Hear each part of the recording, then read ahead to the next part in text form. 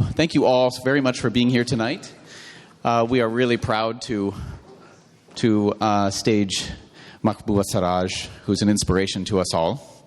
So she enters. I get to introduce some of the guests on stage. You could come over and sit down. It's okay. Although we could clap her on. That's always nice to do. We're so very proud to have her and our guest moderator, Nadine Abusada. So much of our work is based on the hope. I think the hope we bring to our work every day in resettlement, in refugee resettlement, but also in our daily lives. You know, we're always looking for the hope to catch a break, to catch an opportunity, to be inspired. And for us, it's always started by a spark. It's people who turned up in August through October of 2021 after Kabul collapsed and stepped up as a community and in a city who's been welcoming immigrants and newcomers of all kinds and continues to do so after 200 years. Because it was our friends and neighbors like Natalie Cooper, Diane Farr, who made significant contributions to USCRI Cleveland and got our Afghan women's group started, our sewing circles, and some of the work we initially had for people who were being plucked out of their home, dropped into the United States, and starting their life anew. And those are the things that allow us to start the very intensive building block work that we do each day. So we're very proud to have friends like that, friends like Cleveland Public Theater and Global Cleveland, who we can call and they say, what do we need to do? What can we do to help? And so we're on the stage today, and they offer us this space, and they help spread the word, and you are all here because of it. I also have a friend, Nadine Abusada, who you might notice from Channel 5 News, who is on my voicemail once a month asking what she can do to talk about displaced persons and refugees and what their life is like in Cleveland, Ohio. And so we're so proud to have a journalist, an activist, and somebody who also appears on this stage under Cleveland Public Theater Productions. So you might see her in other productions here. She will be our moderator tonight, and we're so happy to have her. And she'll be speaking with Mahbouba Seraj, who will also be taking questions from you all. So we'll get the conversation started. We're so thankful to have you here tonight, and I hope you enjoy. And now to Nadine. I also want to give a round of applause to Darren Him that's dedicated so much of his life and his time to the work that he does. So let's just give him a round of applause. Also, I'm just so happy to see so many people in the audience. But we're here to talk to the rock star. Now, I'm going to read this bio. Your daughter wrote in. It's clear she loves you because this is fantastic. But let me tell you who we're talking to today. Mrs. Seraj is an Afghan women's rights activist and an executive director of Afghan Women's Skills Development Center, who runs the last remaining shelter for abused women in Afghanistan. After spending 26 years in exile after fleeing the communists in the late 1970s, Mahbouba returned to Afghanistan in 2003 to work with women for her country and help improve their lives.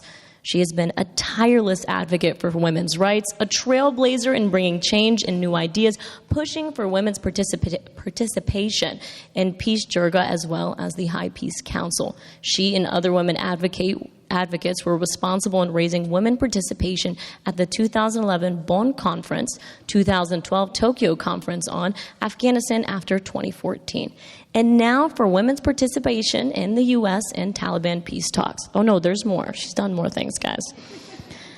When the Taliban returned to power in August 2021, Mahbouba refused to flee, choosing to stay in Kabul and protect her girls and staff. Ignoring the pleas of the U.S. military and embassy, despite the ever-present danger, Mahbouba has remained a powerful voice for the women of Afghanistan as the Taliban systematically erased women from society. And in 2021, Mahbouba was on the list of Time magazine's 100 most influential people. Later that year, she addressed the UN Security Council on the plight of Afghans under Taliban rule. She has been nominated for the 2023 Nobel Peace Prize, and she received Finland's International Gender Equality Prize in the same year. Her speeches and analysis of Afghans' political position is well known and highly respected in international circles. Whew, that's a lot. Round of applause before we even start asking questions. Wow.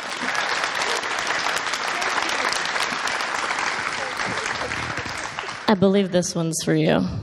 Thank you very much. I can't believe it. I've done so much, but with no results. I don't have any results in my hands. I don't know, 70 years, you seem like you've kept yourself busy. Yeah, very. Okay, well, before we just dive into this, I want to ask you just a simple, basic question. And I think after talking to you today, it kind of speaks to who you are. What does it mean for you to be an Afghan woman? Thank you, everybody. First of all, I am so glad to be here and so glad to be seeing all of your wonderful faces and the fact that you took the time and you're here joining us. For me, to be an Afghan woman, it means everything, really everything. I love that country of mine so humbly, I cannot tell you. I know the plight of the Afghan woman and men in that country of mine so well. And I know how things have gone really the wrong way for them, like a lot of places in the world, but also for Afghanistan. So I just love it. I call myself a servant, and I am, for Afghanistan, and I want to remain that. And I just want to do what I can, the best way I can, for everybody in Afghanistan. Not only the women, but the women, the men, the children, the old, the young, everybody. So that's what I'm doing. That's what Afghanistan means to me. My whole entire life and my being is Afghanistan. Beautiful, beautiful. Now, I just want you guys to prepare to be inspired. I've sat with her for, 20 minutes, and I already feel like I can take on the world. So brace yourselves. Now, when we talked to, I'm going to just dive on into this. You wrote this in your blog. On August 15th in 2021, it was all happening in front of my eyes. In 24 hours, a democracy we worked for 20 years crumbled. You said it was the day the women of Afghanistan started to become non-human, the day when we knew there was no place for women's rights anywhere. What went through your mind? I mean, so many people here in Cleveland have different stories from that day, but you said, I'm staying even when watching it crumble. That's right. That's right. I did that. I swear to you, it was the time the whole thing started. The Taliban were not in the city. The Taliban were outside of Kabul. In Kabul city, there was nothing. There was no Taliban. In Kabul city, there was a chaos. I have never seen anything like it. It was such a thing that everybody was like, on the streets, the cars were going over people's legs, and they were just going everywhere. They were trying to get out of the whole thing. And I'm looking at them and wondering, why on earth are you doing this? What is it that you have done to this country that you're running away from it so badly? Why? Because the Taliban are going to come and do what to you? Kill you all? Why? Why? What have you done that you're running away like this? But I saw it. I saw it happen. Everybody run, everybody. And then everybody ran to the airport, and then the whole story happened at the airport, the way it was. It was unbelievable. I thought I'm living in a nightmare, honestly. It was a nightmare. That's what it was. And everything that we worked so hard for all of those 20 years, it just collapsed in front of my eyes. It disappeared. And it's like, okay, fine. This was the democracy. This was what we did. This was the rights of women. This was a republic. And this was, and it was supposed to last. And look at it right now. It's gone. It's finished. And it was. And then the Taliban arrived that night.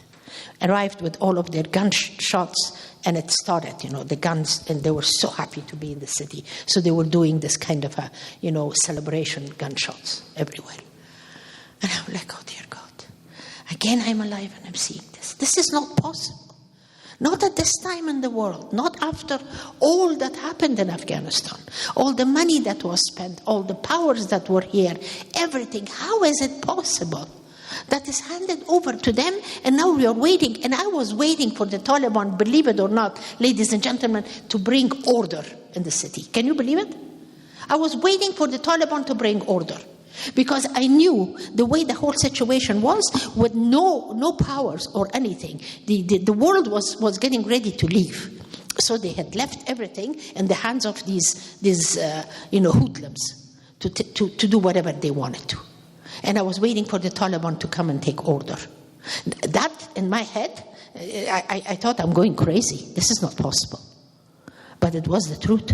And they were the ones that kept the order, believe it or not. They really did. They became the police, and they became the whatever. They were going to the houses and trying to steal our cars and things, but later we got that from them back. So many people left, but you, even in that, why did you stay? What made you say, I'm not leaving? I had seen a situation like that before. I'm a living history in Afghanistan. This is something that I want everybody in my country to know, and also outside. I'm a living history, believe it or not. 1978, when the Russians arrived in Afghanistan, my gosh, they arrived in Kabul, and at that time, and then of course a whole lot of them came afterwards. But then there were a lot of communists inside Afghanistan that they took over. And at the time, I belonged to a family that I became their enemy number one in 2 seconds without even knowing that I should be. And they took us all and they put us in prison. I went and opened the Policharki prison, which is the biggest prison in Afghanistan right now. I actually inaugurated that prison. That prison was opened by us, believe it or not. And of course, the first thing that the truck, the bus that brings us in, and I see the hanging ropes. And what I do, I come out of the bus and I go towards the hanging ropes. I think they are going to kill us all. I didn't know that they were going to save our lives. I was thinking, why would they want to save the lives of all of these women that they are going to be such a bother for them later anyways? Honestly, that was going in my head. And then I suddenly feel the 2 hands on my shoulder turning me around and directing me towards the rooms that was the prison itself. And I see that little light bulb, hanging. And I go, and the whole thing is like the out-of-body experience that I saw. I was looking at myself. I swear to you. This head of mine was turned towards me and looking at me. I've never had an out-of-body experience like that in my life. And when I arrived in that side of that room with everybody in my family, the outfit that I was wearing, it was all wet. Because I sweated so much. And all of that sweat, I was smelling something and wondering, what on earth is this smell? It was my smell. And the whole outfit was wet. That's the kind of a thing that I saw when the communists took over and they took my family in prison. And they got us out of there and sent us out of the country. So I've seen it. And then I saw I watched the atrocities of what happened in that country afterwards on televisions. But I was not in Afghanistan. And in those days, I could not go back because they would have killed me. We became persona non grata by the people, by the government at the time, and our names was crossed. I was no longer an Afghan. I had no way to come back to Afghanistan. So I had seen that. And this time, with the Taliban, it was nothing new. It was like, okay. So once was them, and this time is the Taliban. All right, let's see what else happens. Truly. But one thing I knew for sure, I was going to stay. Because there are a lot of girls, and especially my girls, and the girls that they were in that shelter, they were going to die if I wasn't going to be around. Really, they were going to die. I mean, they looked at me in a way that no, there was no way I was going to leave them. My daughter at the time was with me, and she was in the house. I mean, for me not to be around, it was absolutely the most unbelievable story in the whole world. Of course, she knew that I was never going to do that. So anytime when I received a call, I said, no, thank you. I'm not leaving the country, and nobody's going to kill me either, because I haven't done anything wrong for these people in this country that I'll be scared and run away. I haven't. So don't worry about it. I'll be fine. Wow, I wish I could be that fearless. Just walking down the street, I wish I was that fearless. Okay, you talking about your shelter, the Afghan Women's Network. Before we dive into what it looks like now, let's rewind. Let's talk about what was it before 2021? What did you experience? What did you do in that? What work did you guys do in your shelter?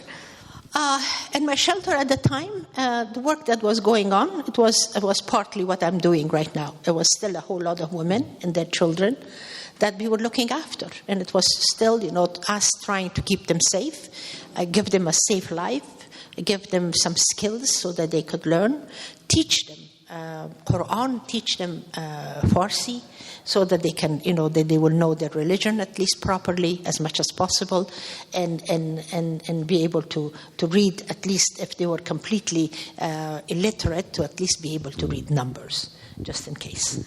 But how did you keep it open? From what I've seen, many of the women's shelters closed, but yet yours is still open. And you said you're doing the same work as before, right? I am. I kept my shelter open, and all of my girls, they have stories about that. But my shelter, I kept it open because I decided that this shelter has to stay open. Like the same way that I believed about myself, that I haven't done anything wrong, to get out of here. I knew that my shelter had nothing wrong about it. It's a shelter for abused women, for God's sakes. What can we do? And we are going to stay open, because what happens to these women when they because the Taliban thought in the beginning that, okay, because we are here, most probably there's not going to be any more abused women because they're going to be so scared of us. No way. That is something that it didn't happen. The abuse from their families and everything stayed the same. And those women, some of them, they had to run away. So where were they going? And I asked the Taliban, I said, when they come on the streets, and your job is to actually, be on the streets and keep the security of the city. So what do you do when you find these women? You're going to take them and keep them with you at your barracks, on the districts 4 and district 7, district 2, 3, 1, 5, whatever. You're going to keep them there. What are you going to do? You're not equipped to do that. And they realized that they really are not. I said, just wait, 24 hours, 48 hours, just a week. Just wait and see what is going to happen. They realized that I was absolutely right. Those women started to come out.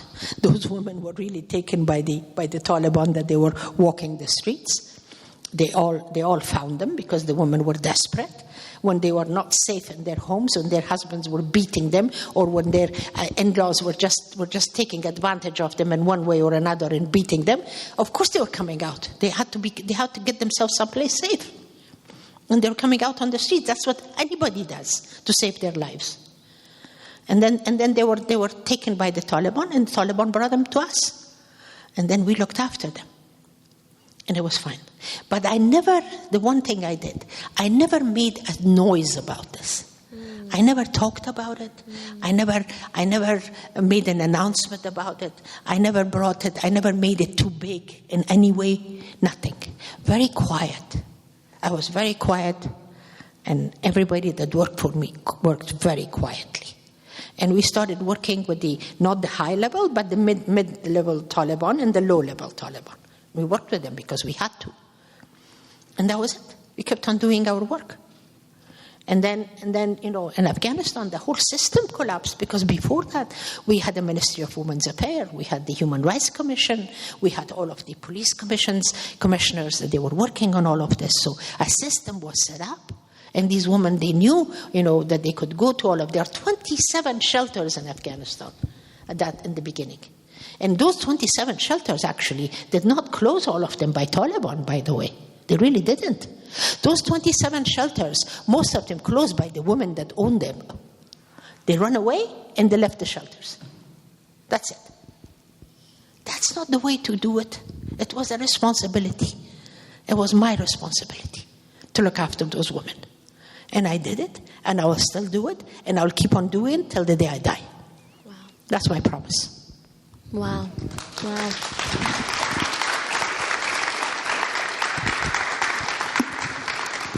They're lucky to have you, that's for sure. I'm lucky to have them, truly. They are the ones that are keeping me alive, believe it or not. Wow. Truly.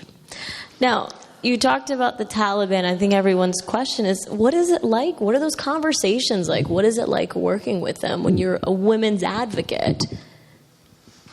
It's not pleasant, of course. It's really not. Because they don't like it.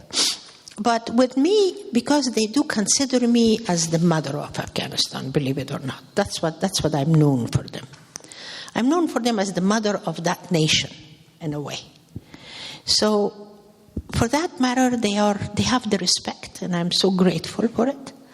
And that respect keeps them from actually maybe beating me or being nasty towards me or putting me in prison or whatever.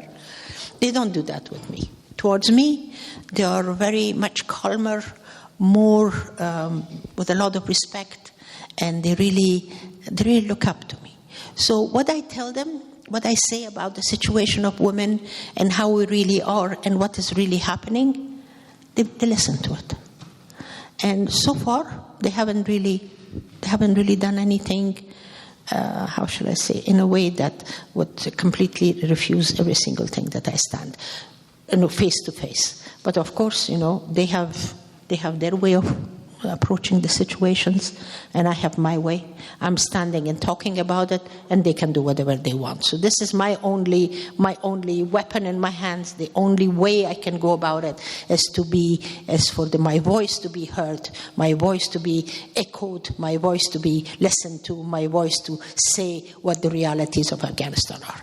And that's why I never go after things that are really told by the media without me checking it with my sources and making sure that whatever I am quoting, I know the source and I know what it is. Otherwise, you will never hear me quote those things. Never. And I've never done it throughout the whole time. And that way, I've really... some people might think that I don't want to do that purposely, or I'm just closing my eyes to the atrocities. It's not that. That's really not the truth. But one thing I want to say to everybody, Afghanistan is a very complicated country. And a complicated country like Afghanistan will have a whole lot of complications in it, in every word, in every sense of the word. So something comes up, a story comes up, and they say, this is what happened to the woman, that happened to the woman, what happened to the woman. And the Taliban did it. I don't believe all of it. I have to make sure that whatever it is the truth.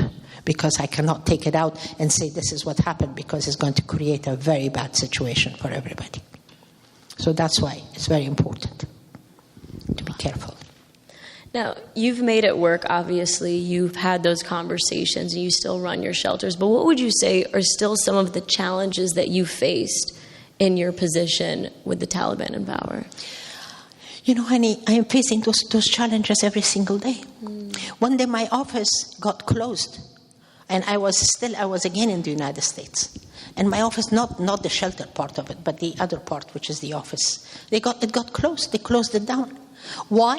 Because at the same time, I was working with UNHCR, and UNHCR had these tablets that they wanted to give it to the students, to the girl students of universities. And when I talked to the UNHCR about them, and I accepted to take that responsibility, the universities were still open. By the time the tablets came to me, the universities has closed, because universities were not closed from the beginning. They got closed a little bit later. So I talked to the UNHCR, and they said, go and take this thing and give it to the girls. I said, fine. That's for the girls. It's a little tablets, for God's sakes. They need it for university. That was decided. By the time the tablets came to us, it was after the universities closed. Then when we started, now the one thing it was my fault, really, that I did not pay attention. I should have stopped the delivery of all of those tablets to the university students completely. I didn't. I said, okay, right now that they have given it, so why don't you try to give it to them anyway? Wrong. Because that was all taken out of context, the whole thing.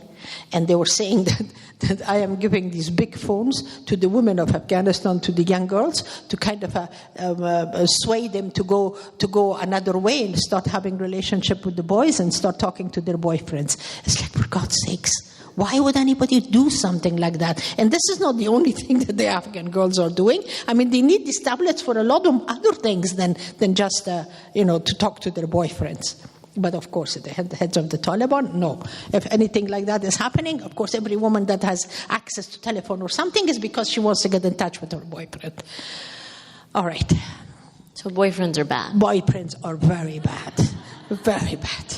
If you take anything from today. So the Taliban came and they decided to close the offices. of mine for 2 months. 2 months the offices were closed. It's like, excuse me, what am I supposed to do? Where am I supposed to do my work? And then they wanted to close the accounting also. I said, don't close the accounting, because those women that they are there on the shelter, they need things. What am I supposed to do? I have to have an accounting office open. I cannot be functioning without them. So yeah, so these are, and every single day, believe it or not, and with every project that I have, every way I want to work and help the women, the men, the children, education, awareness, health, anything that I have, a way of helping everybody, I have to get a permission from the government. I have to get a permission from the ministries that they are actually involved with my work, because if it is agriculture, then it has to be Ministry of Agriculture. If it's health, it has to be Ministry of Health. If it's, all of them, I have to get in touch with them and get a permit. And in every turn of the way of the whole process, they stop me. They don't give me the papers that I need. They don't give me the permits that I need. And I keep on fighting. And I keep on fighting, and I keep on being there, and I continue doing it, and I keep on doing it, and I keep on doing it, and I'll keep on doing it until the end. You persevere. I have to. I have to persevere. Well, then I think that kind of helps my next question. There is a divide when it comes to the United Nations and global leaders on whether or not they should begin political discussions with the Taliban. But you are known for your opinion saying they should. Yeah. Why? When you talk about so many challenges. Well, the thing is that now that takes me to the previous government and what we went through with them. I wanted to tell you, we had one of the lousiest system of government in the world. It was a quote unquote a democracy, and it was a republic, and we were supposed to be voting for our leaders and bringing them in. But the corruption, but the way, the nepotism, the corruption, the whole thing was disgusting. Really was disgusting. It was so bad. There was no way that anybody could have survived that. No way. And the reason why Afghanistan got to the place where Afghanistan got today is because of that. It's because of those wrong governments and because of the way they were treating the Afghan people with no respect. The money that used to come to Afghanistan, honest to God, it was never going to go to the proper projects that it was supposed to, nor to the hands of the people that it was supposed to. No. It would go to the hands of the ones that they could get their money on that hand and spend it and take it out of the country and buy themselves properties everywhere. And that's why half of Dubai today belongs to those Afghans. Half of Turkey belongs to the Afghans. Half of the United States, every one of them, they have these houses that Where did they get the money from? Where did they get the money from? Because if you really work honestly, if you want to make money that way, you will never get it. Truly. But they did it. They got it. I couldn't have. The house that I had, which I sold, it was still, I was paying mortgage to it. There was no way. I didn't own anything. I didn't own anything here nor in Afghanistan. Not a single thing. I have one rented room on the top floor of a building that underneath it I have the girls living, and I'm living on the third floor. That's what I have in Afghanistan. And that's all one can afford, honestly, if you're being honest about it. If you're not, and if you want to steal the money that does not belong to you and to everybody else, hey, there was a lot of money. Well, and you said something that if those talks would begin, the world leaders could pressure the Taliban into allowing women's rights. Explain that to me, though. How do you think that could possibly work, and how women could benefit from the Taliban still being in power? Well, the thing is that because of that government, and we have that experience with that government before, so that's why one of the reasons why the Taliban was accepted by a whole lot of people in Afghanistan is because of that.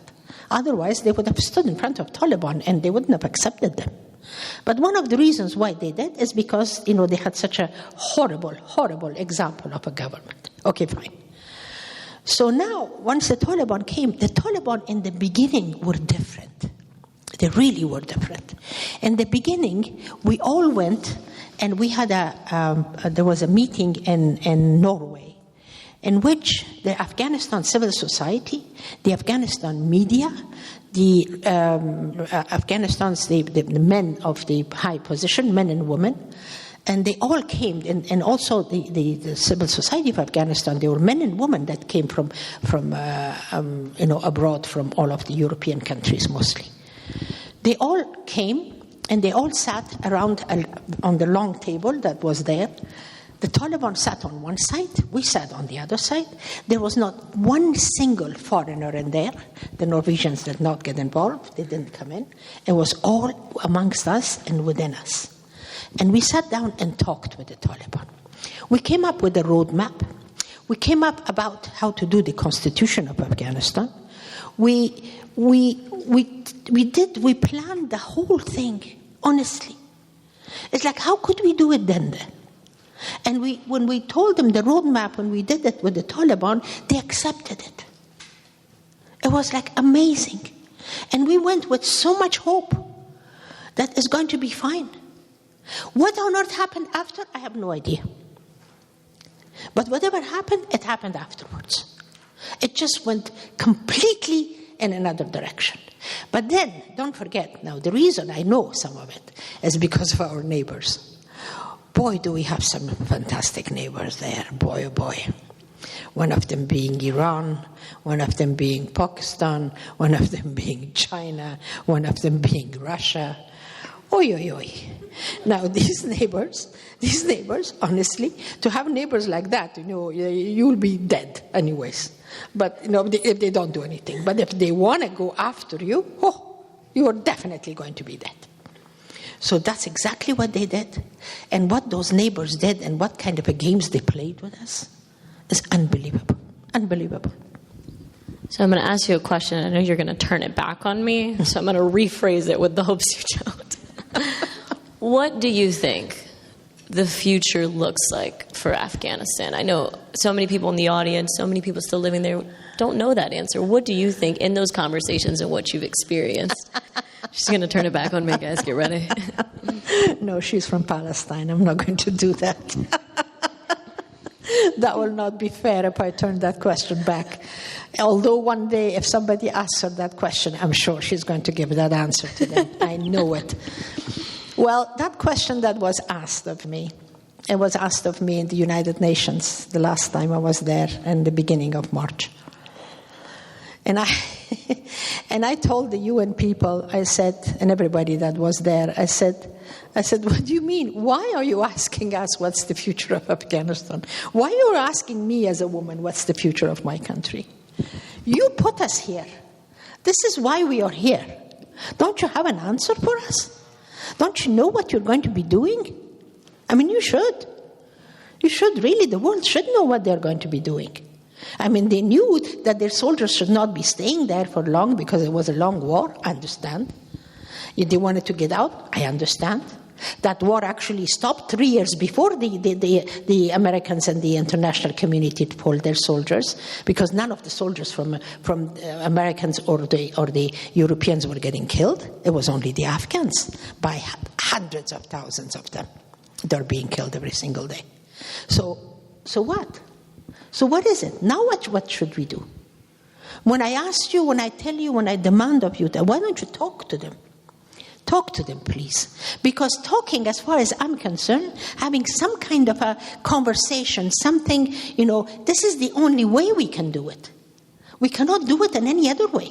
Force, war, bombing, this is not the answer. This is not the answer to anything. Look at what's happening in the world, for God's sakes. We are not blind. We see what is going on. And are we going to sit down and allow all of that to happen and create more of it all over the world? We shouldn't. We shouldn't be doing that. We should find the right way that it is suitable for human beings, with their brains, with their knowledge, with their tongue, with the fact that they can talk and they can convince each other, and they can have a conversation, and they can come up with some kind of an agreement.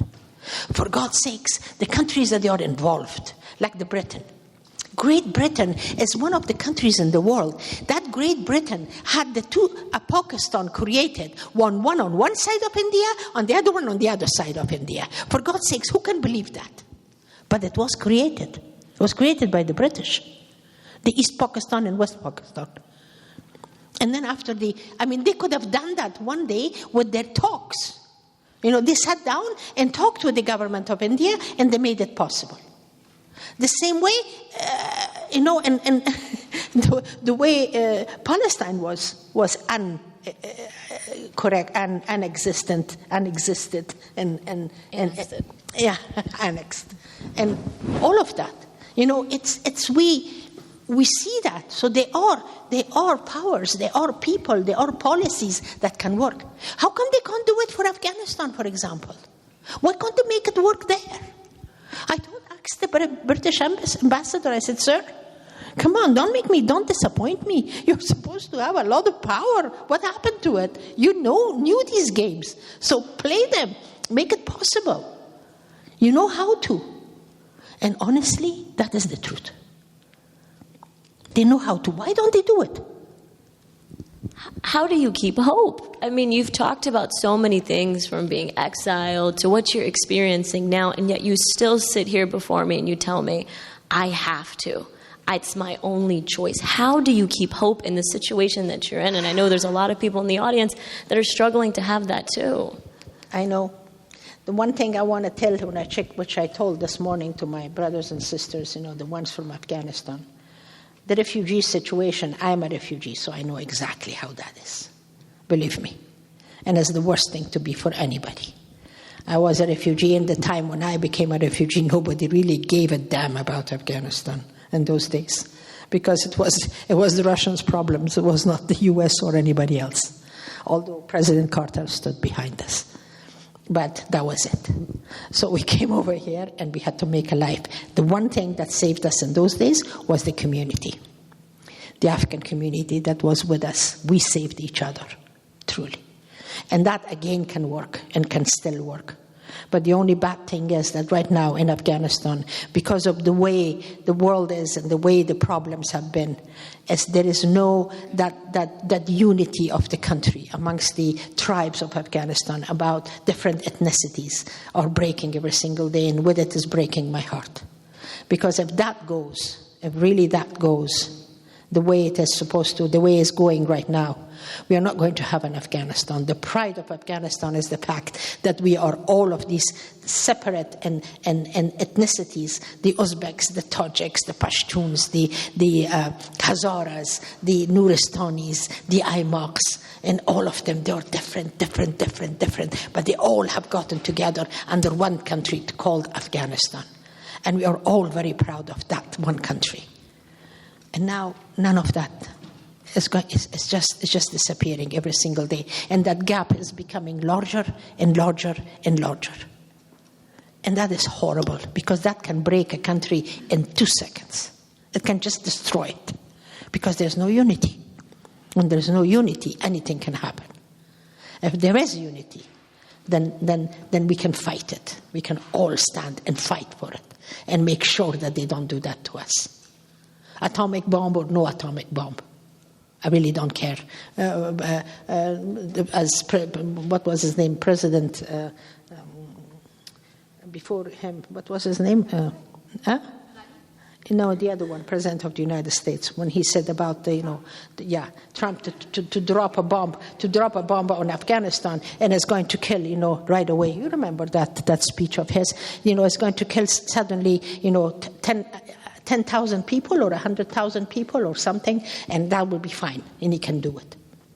Yeah, I know that can be done. And honest to God, I don't really care. If that's what they want to do, if that's how they want to do the world, then go right ahead, because none of us, we are going to die forever. We are not. And that's not the way to kill humanity. It's not. Because humanity is not going to die like that. And we are not going to die like that. We are going to be alive. We are going to be fighting. We are going to be standing. We are going to be demanding our rights. And we are going to be asking all of you in the world to stand next to us and raise our voices. We will.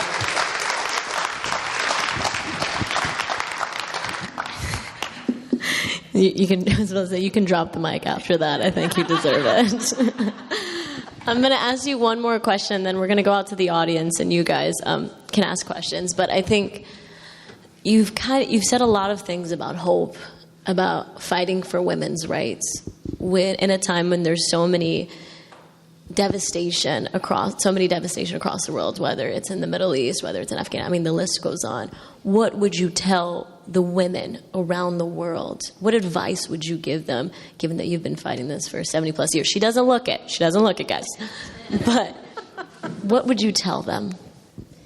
You know, something I want to tell to the women of the world, especially, you know, with my situation in Afghanistan.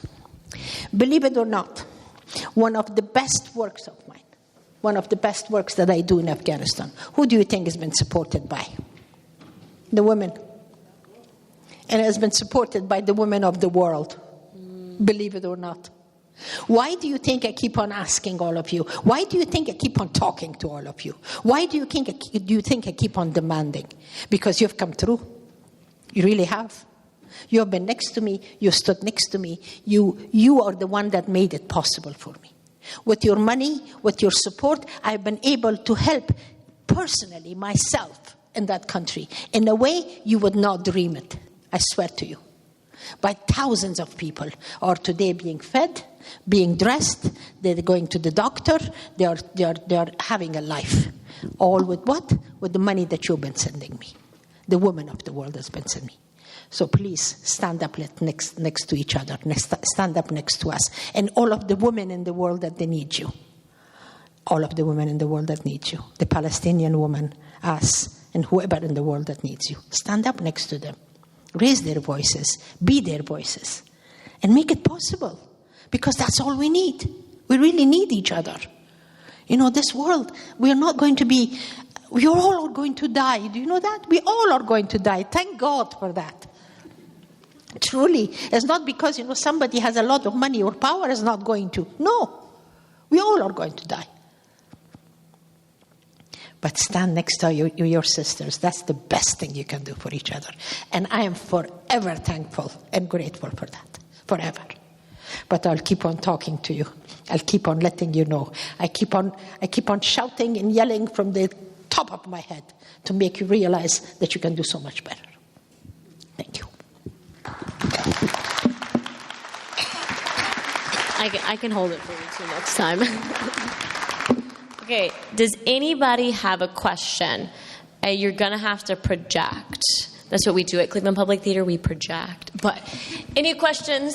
You can just raise your hand and I can point and then we can go from there. Also, round of applause to the incredible. I told her she's a superstar. She says, I'm a rock star.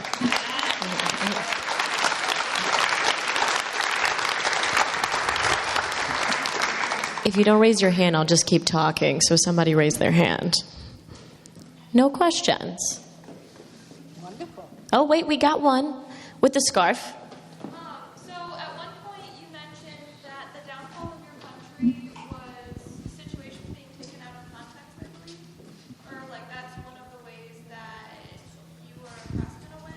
What can be done to prevent situations from being taken out of context? What can be done for the... No, thank you, it's fine. What can be done for the situations to be not taken out of context? Well, it depends on the situation, really. And it depends also on which part of the world. Because all of that plays a huge role. Really, it does. And some parts of the world, nobody will do that. And some parts of the world, they make it possible for that to happen. It all depends. So I don't know which one you are talking about. So any one of them, it's like I don't think there is a formula that can really, do that. Because it all depends, what is the interest of the world? What is the interest of the countries that are making decisions for everybody? What's the interest of the world, of the part of the world that's actually supporting all of these things? So it all depends. That's why, to me, anytime when I talk to the young people especially, I always say, read and make sure you know what is going on. Make yourself aware, because there's so much happening that you have absolutely no idea. Don't be like that.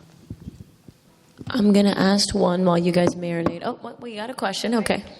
I don't even know what to ask.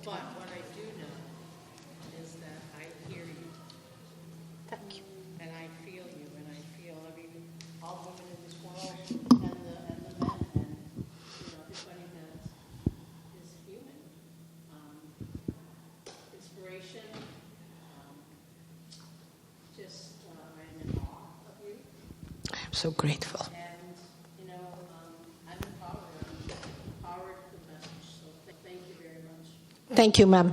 Thank you. This is exactly what I'm wishing for. I thank you so much for hearing me, because to me that means the world.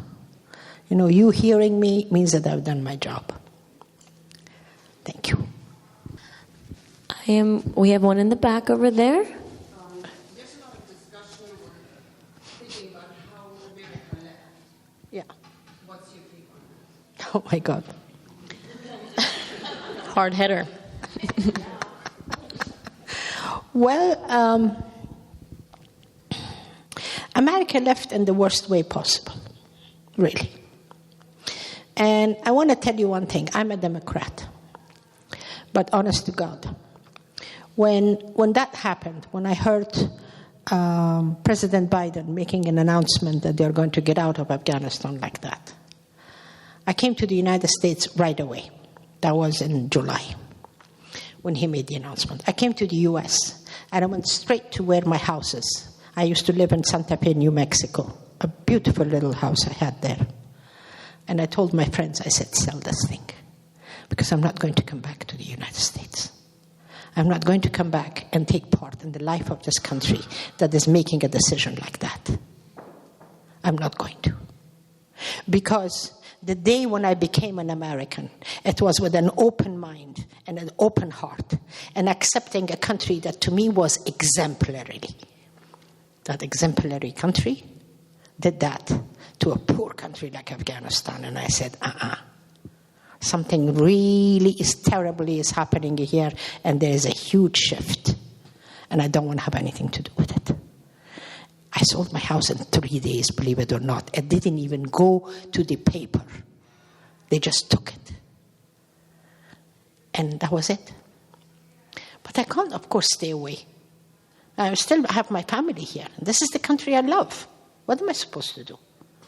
I mean, I love Afghanistan very much, and I go and live there, and that's what I'm doing. And I'm going to hopefully die one day over there. But I still want to come here, and I'm still interested what's going to be happening during this election. I really am.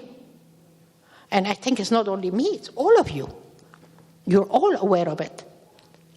And I just hope that the Afghan population, one day they're going to become Americans, and they're going to be the ones that will be able to vote. They're going to be a power. So that's my... Do you know why you think they pulled out that way? Do you have any insight on that? I have a feeling that there was a lot of miscommunication. There was a lot of things that were not told to President Biden exactly on reality of what was going on. And then whoever did the analysis of the importance of the Americans being there just took it very lightly. Did not emphasize on the fact that how important that place was. And what happens that if they do leave, that void that is going to happen, what that void is going to do. Nobody talked to him about it, at least, I'm sure. Because if they did, he wouldn't. But they didn't. So, this is what happens. Now, I have a question. Oh, no, you go. Yeah, I've asked enough. You should go before him. I think one of the things you've been talking about is communication and getting information. And I think it's a problem for everybody to get information that helps us form opinions. That's right. How can you talk to that, and what are your suggestions for getting the right information? Well, your question is so important, ma'am. Really it is. Because, I've lived a big part of my life, big chunk of my life in the United States. And I've been always aware of what was going on. And, this false news that started to be spread in this country, that absolutely destroyed me at the time when it was happening.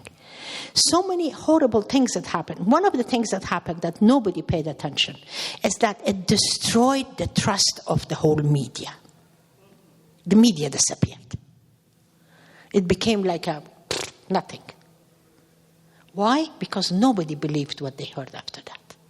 And that is still going on, no matter how much we try to fix it.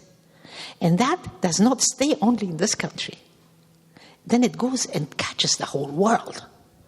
And it did the same thing for Afghanistan, believe it or not. In Afghanistan, now we had one of the most vibrant, you remember how lively and how vibrant the media was in Afghanistan. It really was. And the whole of that Asian country, Central Asia and that area, but between Iran and between Pakistan and India and all of them, Afghanistan was the top. They were so good at it. And today, I can't even know there's no news that comes there, and if there is a young girl that has been put in prison, I don't even know whether this is the truth or not. If it's the truth, so maybe I should get up and do something about it. And if it's not, if I do something about it, then it's going to create problems that nobody can do anything about it. So there you go. It's horrible. And that's something that we lost. And in any democratic country, that when you lose your trust on your media, you don't know what the damage you have done to yourself. Or whoever has done it, what kind of a damage they have done to democracy.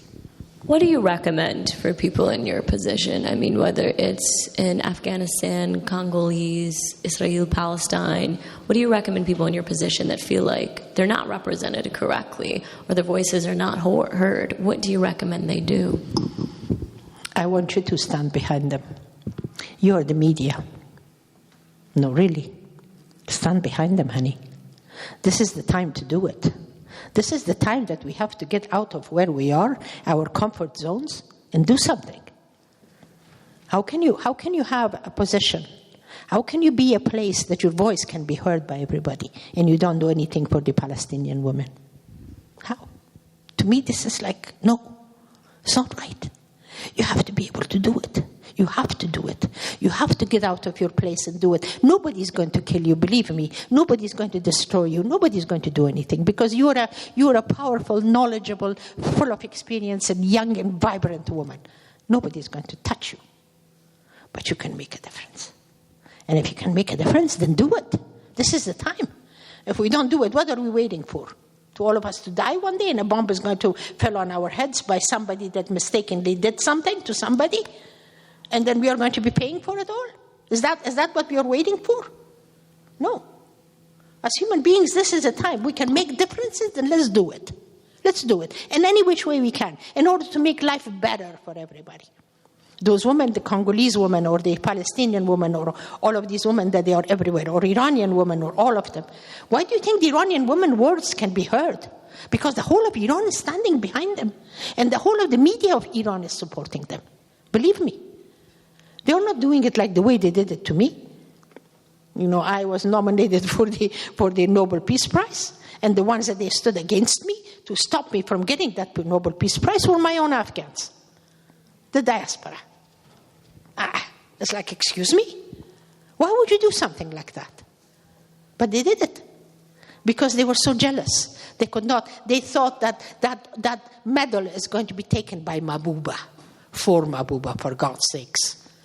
That medal was going to be taken by by Mahbouba for the Afghan women.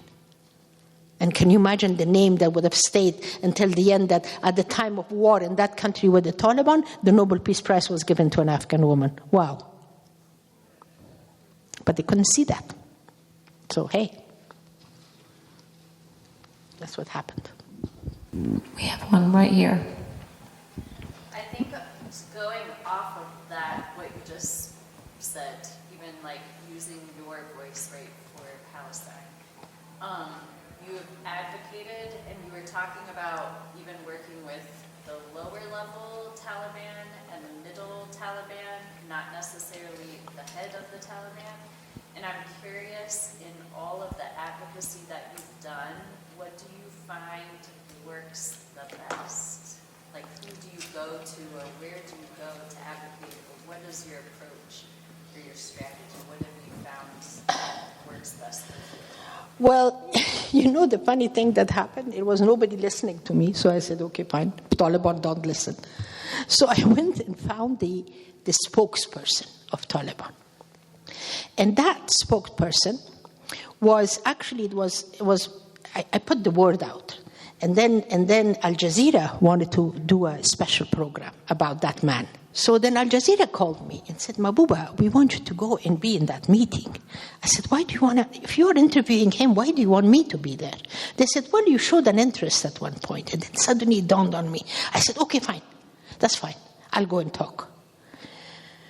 And they made the program, funny enough, mostly about my talk to him. And that was, his name is Mujahid. And that's the guy I went and talked to about the education of the Afghan women. And I begged the man. I said, sir, I know you're not the decision maker. You have no role. But I know also that you're a spokesperson. So that means that whatever is said by them, you're giving it to us. So whatever is said to you, you have to give it to them. That is supposed to be your job. And if you can do that, then it's fine for me. And he said, fine. And I had one of the most amazing interviews with that man. Amazing interviews. And it is still on whatever it is, Google. If you Google it, you'll find it. It all has English translation. I went and talked to that man. And I told him what I wanted. And I told him what the Afghan woman needed. And I told him, if he doesn't do it, what is going to happen to Afghanistan. And how the world is going to take it. I told them all. So, anyone that's else? how much I've done. Well, we got two. Oh, people are asking questions. I love this pink jacket right here. So throughout your life experience, what is something that you gained in life that you could pass on to empower women of the world? Something important that you gained throughout your life that you could pass on to the women here, all over the world? You know, thank you for that question. Well, I think the only thing I've done, I really haven't done anything else. The only thing I've done, I have a staying power. I really do. When I stand for something and I believe for something, I stand up for it. And I do it. And no matter what they tell me, no matter how hard it is, no matter how disappointing it is, no matter how difficult it is, I'm just going to stand up and keep on doing that. Sometimes for the lack of my imagination, I have that perseverance that is just keeps me going. And I want to do that. Because at the end, that will give some kind of a result. Because either people are going to get sick and tired of me and say, let's shut this woman up completely, or whatever they say, then they might hear me. I know. It's possible. But the only way I can do it is by really standing and by really continuing. So that's what I say to everybody. If you have something that you want to do and you believe in it, please, for God's sake, stand up for it. And raise your voice no matter what and how hard and how difficult and how unpopular it is. Do it. Because it will give a result. Because, especially if you believe in that whatever you're doing is right. And stand up for it. That's my advice to all of the women, including you. I'm in the same seat as you guys, don't forget. I know we had one right here. We're not going to forget her. Thank you. Thank you for coming sitting at a very, very inspirational message to us. So we have seen the past few months the Iranian woman standing up for certain their rights. Do you see the Afghani women following that example? That's a very, very good question, ma'am.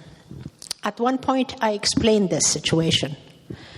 I said that the Iranian women, we should not forget, they went through this, what their akhunds and whatever in Iran was doing to the Iranian women for the last 45 years already. They did that. So in the last 45 years, these women, they accepted every single thing that was dished out to them by those akhunds. And they said nothing.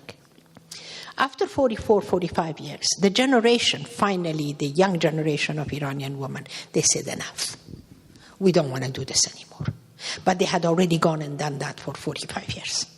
And the Iran that they did it, it was an Iran that was so much more educated, so much more knowledgeable, so much more advanced, and so much richer than Afghanistan will ever be. So in that sense, there is no, really, you cannot compare the Iranian and Afghan women at all, unfortunately. I wish we were as knowledgeable, as Iranian women, about half of the Iranians, if we could be, but we are not. So for that, what the Iranians they did and what the Iranians are doing is going to have a completely different effect. Like side by side, there were two of us, standing for the Nobel Peace Prize. We were on the same ticket. That lady and myself, we were on the one ticket. We were supposed, and the ticket went, and all the way from the group of 6 people in Norway that they were choosing the Nobel Peace Prize, 4 of them said yes, 2 of them said no, and the reason why those 2 said no, it was because the government of Norway got worried that if they say yes to Mahbouba, and all of these diasporas are so against this, they're going to make trouble. So that's why the best is not to do that. But the Iranians stood behind the Iranians. So there is a huge difference already between us. And that will be, and the main thing is education. Because we don't have it.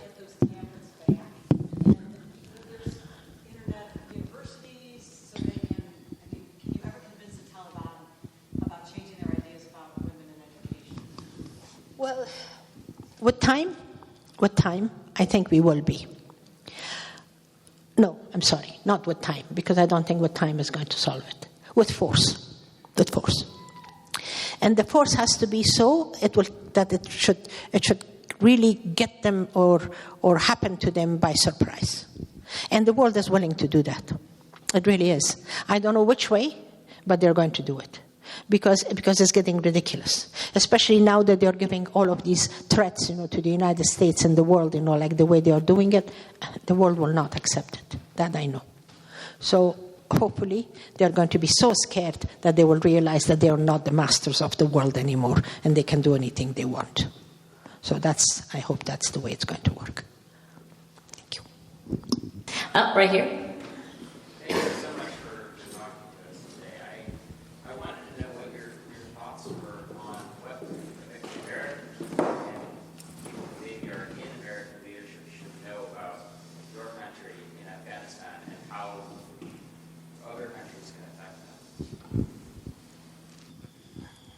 No other country can affect that. You can. The Americans can. You can do it. Because it's your government. It's our government. We can do it in reality, really. But we have to do it in a way, like right now I'm very busy with Afghanistan. I swear, if I wasn't busy with Afghanistan, I would have done something about all of this in this country, truly. Do you know that we don't stand up for anything anymore? Do you know that we don't go and rally after anything anymore? That we don't believe it's right? Do you know that we don't raise our voices anymore? Do you know that everything that happens we accept it and we say it's fine? It's not. We have to wake up. We have to live in present. And we have to take charge of our lives. And for that, we have to take charge of our own country too. Don't forget, this is our country. The United States. It really is. It's yours by birth. It's mine by a right that somebody offered it to me and I kept it and I honored it. So we have to do that, especially if we honor it. If we honor it, we have to fight for it. We have to stand up for it and we have to really keep it alive.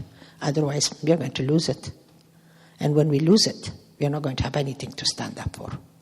Like the same way when I talk about Afghanistan, that if you go on doing whatever it is that you're doing for that country, the people of Afghanistan are not going to be standing next to each other anymore.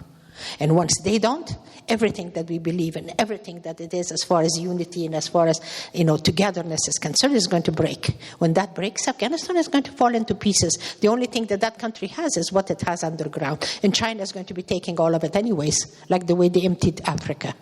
Why not Afghanistan is right next door?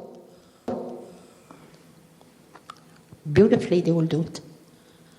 So it's really in our hand, young man, truly. And we have to take charge. Alrighty, guys. I think we're going to wrap up, but I'm going to ask you one more. This is a closing question. It's pretty easy. In one of your interviews, you said you didn't want Afghanistan to be known as a disaster. You wanted it to be remembered as something else. What do you want Afghanistan to be remembered as? One thing, I don't want Afghanistan really to be remembered as a disaster at all, because that's not what that country is. I want Afghanistan to be remembered as a country with a lot of resilience, with a lot of perseverance, and with a lot of staying power. That will stay, that will last, that will be there even when the world is not there. Afghanistan will be there. That's how I want Afghanistan to be remembered.